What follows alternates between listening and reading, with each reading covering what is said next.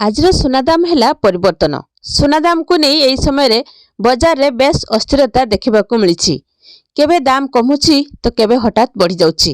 एहा फल ग्राहक एवं निवेशक माने द्वंद्व पड़ जाउछंती।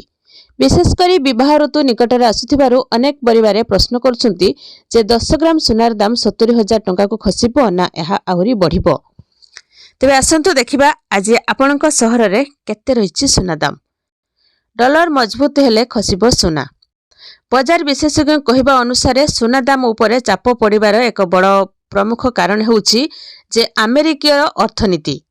डोनाल्ड ट्रंप को प्रभाव बढ़िबा सहित अमेरिकार नुआ आर्थिक नीति डॉलर को अधिक मजबूत करुछि। साधारणतः डॉलर मजबूत हेले सुना दाम कमिबार संभावना बढ़ी जाए।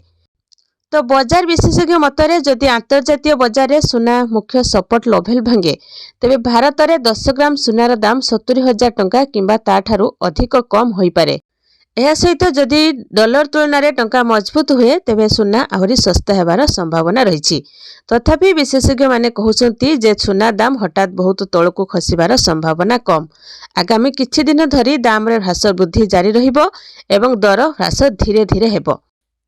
सबुठु खास कथा होछि जे 22 कैरेट बदल रे एबे ओडिसा रे बिक्री होछि 18 कैरेटर सुना। अपेक्षाकृत कम दर रहुथिबारु ओडिसा रे ग्राहकंकर पसंद पलटिछि 18 कैरेट सुना। तेणु ग्राहकंकर एबे प्रथम पसंद पलटिछि 18 कैरेटर सुना। 10 ग्राम प्रति 1,70,000 टंका रे मूल्य सुना किणी नेउछंती ग्राहक।